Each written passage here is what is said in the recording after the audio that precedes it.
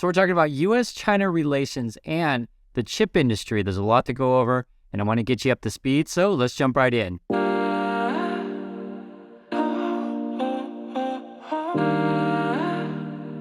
take a look at the headlines. U.S. to bolster its small force on Taiwan in a signal to China. The U.S. troops in Taiwan would grow to between 100 and 200. So the basic gist of it is that the Americans are sending more soldiers over to Taiwan to train troops. There's also discussion of building new missile defense, these kind of things. Obviously, this is not going to make Beijing happy, who puts out a lot of political rhetoric that they want to take Taiwan. We'll keep an eye on this. If the U.S. keeps sending troops, I mean, this is a strong signal that they're sending more troops. Again, it's not that many, 100 to 200, but it is, Americans over there. Also, too, there was a photo. You guys can see this. This is of the spy balloon thing. The pilot, I guess, who shot it down, took a picture, a selfie of with it. So literally, you can see what it is. And so it was kind of odd when we were shooting down those other UFOs and claiming that we don't know what they are. I mean, we're kind of called BS in that, because literally you can see right there, like you can see what it is. So definitely not an alien. Keep going on here. Russia, the headlines, Russia plans to deploy new nuclear missiles. So this has been a concern. We talked about this one yesterday, where essentially Putin gave this long speech, saying that he's considering, pulling out of agreements with the USA regarding, nuclear weapons. It's just not the type of conversation that any of us want to have. It's not great. At this stage, I would put this as sort of in the rumor mill kind of thing, because you just don't know with this kind of stuff. Like literally, you could drive out the missiles to be more threatening, and then you could just drive them right back. But obviously, this is more in the escalating end as they're planning to deploy new nuclear missiles. This is another thing that's been going on as well, and a lot of this stuff is sort of like a lot of innuendos, relations, and so I was going to say gossips is basically what it is. So the USA has intel on China on whether China, kind of what they're doing in support of Russia-Ukraine war. Are they going to send lethal, weapons and stuff like that? And then Blinken was saying, hey, we're going to release our reports of what exactly you've been doing. And essentially, they're trying to maintain a tightrope here. Both the U.S. and China, deal. Essentially, they have a lot of trade, and we showed a chart before where actually the amount of trade between U.S. and China actually has been increasing. So it's not like we're removing business ties. It's still there, but it's a balance between we make money from you guys make money from us, and we also don't want to go to war, and we want you to stop the war, etc. So though if money weren't involved, it would be a whole other game. But money is involved because money does make the world go round. And so this is sort of why you see these kind of awkward headlines of this is weird. Reread it here. U.S. considers release of intelligence on China's potential arms transfer to Russia. So we're not releasing, but we're considering it. Such a bizarre headline. And to give you an idea of how much money, and this is why I mentioned chips in the intro, and to involve this industry and why we're talking about chips, you can see here, and we're talking about, this is Arizona here, it says, how Arizona is positioning itself for a $52 billion to the chips industry. And some of the big companies like, Taiwan Semi, which we just saw, we're sending troops to Taiwan, and Intel are sort of competing for money over there. And this is government money. You can see here the headlines: chip makers turn cutthroat and fight for a share of federal money. We're talking about, $1 billion floating around, and who's going to get that money. And I was just thinking about this to myself. This is Lisa Su. She's the CEO of AMD. She was born in Taiwan, and it's kind of interesting. I don't think it's by coincidence, these kind of things. I actually like Lisa Su quite a bit. I'm not saying these are bad people. My personal opinion, and I've had friends from Taiwan. I went to school with a lot of people from Taiwan, and if you go to universities, you'll meet a lot of people from Taiwan. I'm fine with the U.S. supporting Taiwan. I just don't want war, and I prefer. Just pretty frank. I prefer China not taking over Taiwan, and I understand for Americans is like why are we involved in this stuff at all? It's all about money. But I do care about these kind of things. If you don't know as well, I used to live in China. I lived in Beijing. I used to teach at Tsinghua University, which is considered the MIT of China. It's a top school there. Anyway, just a side note there. But Lisa Su is the CEO of AMD, and the reason why I mentioned this, you'll see in a second here. I googled Biden and Lisa Su, and this is sort of what comes up. So you can see pictures of her. I don't see any pictures of them together. I think there's a high chance that they've met, but I don't see any pictures of them together. I'm just showing you guys. You'll get my point in a minute here. I was thinking about, Nvidia, right? You guys know Nvidia. There's Jensen Huang. He was also born in Taiwan, and He's the CEO of Nvidia, and Nvidia is a legit company. So is AMD, of course. You Google Jensen Huang and Biden, and you can see I don't. I can see that they were there in the same part. This was sort of like they were talking about a American thing, but not necessarily a picture of them together. And it's a stark difference. You'll see in a second here why I'm pointing this out. This is the Intel CNO, which is Patrick Gelsinger, right? And you take a look at this. If you Google, Google for yourself, Patrick Gelsinger and Biden, you see literally pictures of them together.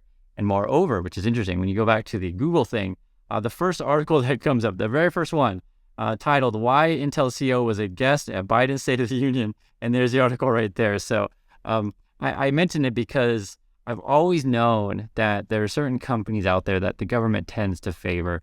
Be it a Ford is another good example, and I think Intel is one as well. And I'm mentioning all of these things because I want you to understand that it's just how the world works. Some people out there be like, "Oh, I don't like politics," stuff like that. It's just how the world works, right? This is talking about people's money. You're talking about people's jobs, these kind of things. Because, like, for example, if you get a job at Intel, then suddenly you like the way the world works. My personal opinion is that there's just a lot of corruption out there in multiple countries. It's not just China, not just Taiwan, not just USA. Multiple countries have corruption, and I look at this as a form of corruption because I personally think Nvidia and AMD are better companies than Intel. I'd love to hear you guys' thoughts on that. But I do think, politically speaking, Intel has a better relationship with the government than the other two. Here, this is really quite interesting. So Buffett was selling his shares of Taiwan Semi. Maybe he thinks that Intel is going to win out. Who knows? I thought that was kind of interesting. He sells 86% of his Taiwan Semi holdings. And I was reading this article. This is recently. This is the headlines: Inside Taiwanese chip giants, a U.S. expansion stokes tensions. And they actually interviewed 11 people inside Taiwan Semi. They all interviewed anonymously, but they were saying that as a business move, it's not a great move for Taiwan Semi to be investing so heavily in Arizona. Initially, I think they said something like they were going to build a plant for like 12 billion. It's like a lot of money. And then they upped it to I think they're up at like 40 billion or something like that. It's just like, it says manufacturing 40 billion investment in Arizona. So it's just like, it's just a massive amount. And sort of the insider is saying, it's not great because you're sort of building this maybe installation that you don't need. And you're sort of like, could have been investing that in research instead. So that's where sort of maybe Nvidia may have an advantage. Although, again, I mentioned Intel is getting money from the government, most likely, I would say. And you put this together. So why would Taiwan Semi, be building and investing in Arizona? Perfectly frank, it's probably to hedge against a possible invasion from China. It's a real thing. This was the discussion. This is January 2022. But I remember the CEO of Taiwan Semi is like, "I'm going to blow up, Taiwan Semi if China takes it over. You're not going to get the golden goose." And this was actually a paper written by the U.S. Army. Was at the War College, was saying that Taiwan should destroy Taiwan Semi if China invades.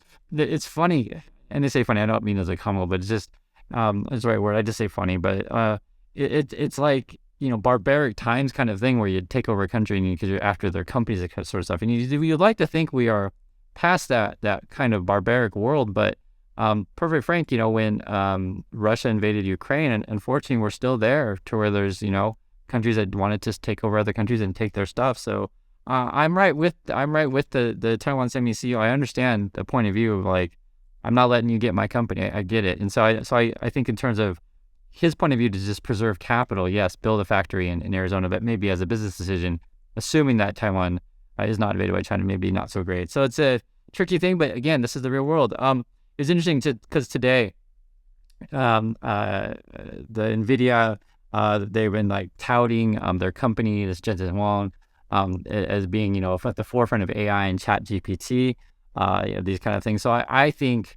It's funny because it was last year we were all talking about metaverse and stuff, but I think AI is more legit than the whole metaverse thing. And I never really understood the metaverse thing myself, or even crypto or even NFT stuff. But AI, I think is a legit thing because we're talking about, like, say, for example, search engines. That's a real legitimate business, information, and AI related to that, or AI related to automation, AI related to any number of things. I just don't think it's going to go away.